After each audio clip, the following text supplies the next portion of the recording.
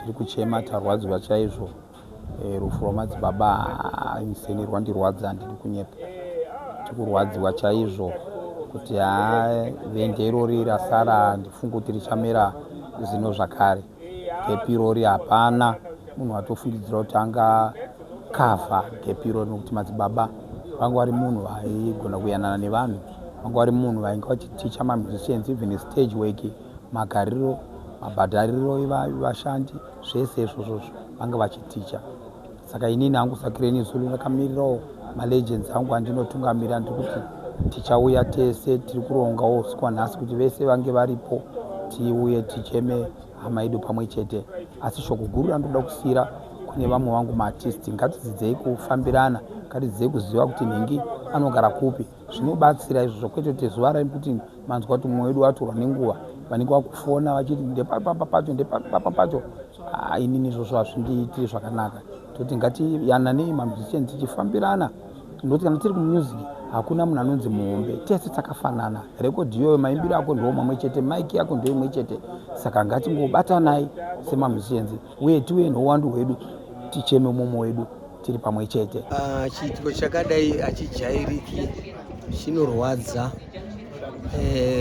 Nicholas Zakaria taiimba tese, kana ndichiti taiimba tese kutaura kuti iye wairidza neKiyama, ini ndairidza neKasongo Band.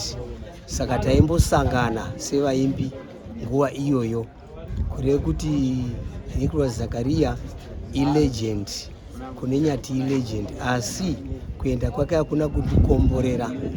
Zimbabwe tarasikirwa nemunhu aifadza nyika. Saka nemashoko iwawo ndachingotode kuti Mwari amufambisawo nenyasha.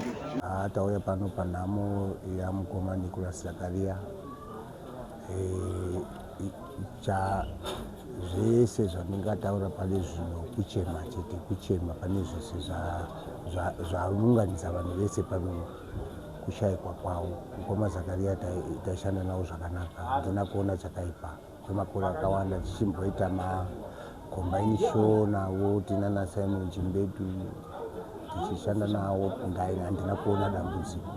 Saka kurasikirwa nelegend Gamba reMagamba aiva ticha, ndosaka kainzi senior lecturer. Asi kungopiwa zita chete, asi wokuziva basa aishanda zvakanaka nevanhu, uye handina kuona dambudziko paari. Tinotenda. Makadii zvenyu mukuru weZimbabwe? Zita rangu ndonzi Vimhof, muimbi muridzi wembira.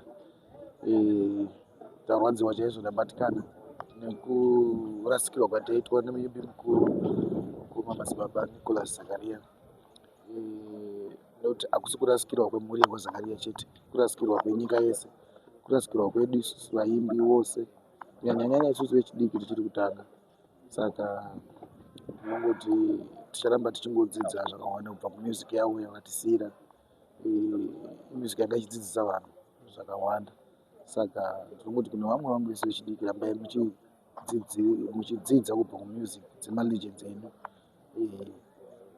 tichisiyanawo nezvinodhaka izvi, tichiramba tichiteerawo tsika dzaitaurwa nemakuru kumagitari avo, pamusiki yavo.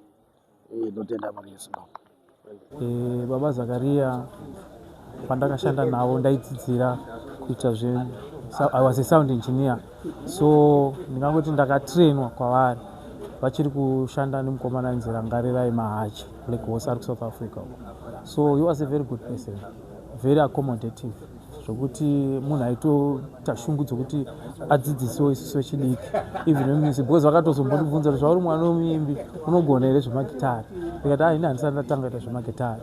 Vakandikurudzira chaizvo kuti ita zvemagitari, kurarama kwedu kuri mumagitari.